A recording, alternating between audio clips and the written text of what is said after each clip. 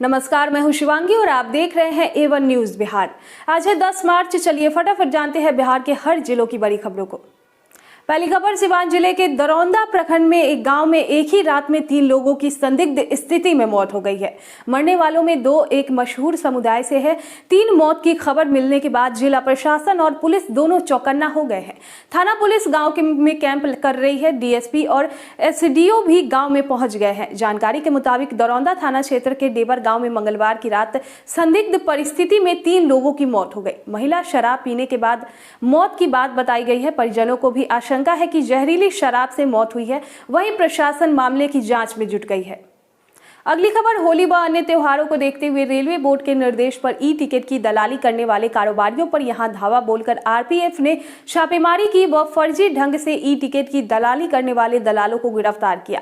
दलालों को गिरफ्तार करने को लेकर लगातार कार्रवाई आरपीएफ और सीआईबी के द्वारा की जा रही है। आरपीएफ के आईजी अतुल श्रीवास्तव और सीनियर कमांडेंट डॉक्टर अभिषेक के निर्देश पर गुप्त सूचना के आधार पर सीआईबी और आरपीएफ की टीम ने भगवान बाजार थाना क्षेत्र के स्टेशन रोड स्थित आयुष सीएससी सेंटर पर छापेमारी कर ई टिकट दलाल को गिरफ्तार किया। आरपीएफ पोस्ट छपरा जंक्शन के इंस्पेक्टर अनिरुद्ध राय व सीआईबी उप निरीक्षक संजय कुमार राय और जवानों के कार्रवाई करते हुए दुकानों के अंदर कई रेलवे टिकट, अन्य उपकरण और नगद रुपए जब्त किए। अगली खबर, रेल मंत्रालय के फैसले के बाद एनटीपीसी भर्ती परीक्षा के बिहार से करीब 1 लाख अभ्यर्थी को फायदा होगा। कुल रिजल्ट 7 लाख से अधिक होने की संभावना है। अब एनटीपीसी और ग्रुप डी अभ्यर्थियों को अधिसूचना का इंतजार है।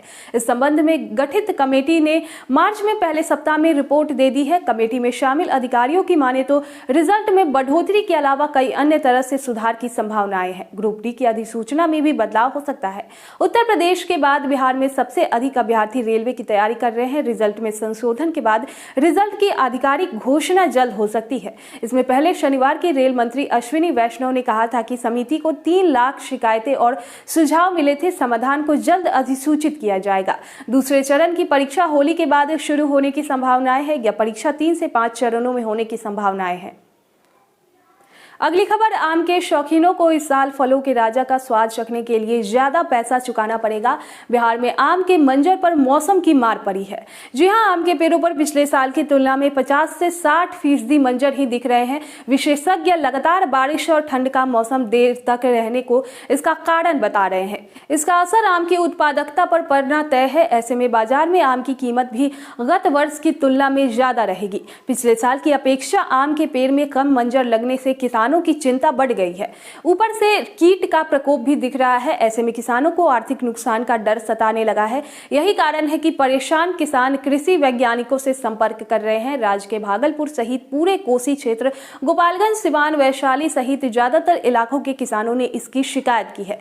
कैमूर के किसान अशोक पांडे ने कहा कि पिछले साल 2 लाख के आम बेचे थे, लेकिन इस साल लगता है 60 से 70 हजार का भी आम नहीं होगा। अगली खबर, मधुबनी के सकरी थाना क्षेत्र के NH 57 किनारे एक ढाबे के पास खड़े पेट्रोल टैंकर में अचानक आग लग गई। घटना के बाद मौके पर अफरा तफरी मच गई। वहां मौजूदा लोगों ने भागकर अपनी जान बचाई। इधर जब तक फायर ब्रिगेड की गाड़ी मौके पर पहुंचती, टैंकर जलकर खाक हो गया। घटना बजरंग चौक के पास हुई। दरअसल टैंकर दरभंगा की ओर से आ रहा था। ड्राइवर ने NH 57 किनारे राजू ढाबा के किनारे टैंकर खड़ा किया और खाने चला गया। कुछ ही देर में टैंकर से धुआं निकलता दिखा। जब तक लोग कुछ समझ पाते, टैंकर में आग लग गई और देखते ही देखते वो विकराल हो गई। पेट्रोल में आग लगने से ढाबा के पास बैठे लोगों में अफरा तफरी मच गई। लोग मौके से भागने लगे। इसी दौरान किसी ने फायर ब्रिगेड को इसकी सूचना दे दी। हालांकि जब तक फायर ब्रिगेड की गाड़ी पहुंची, टैंकर पूरी तरह से जल चुका था।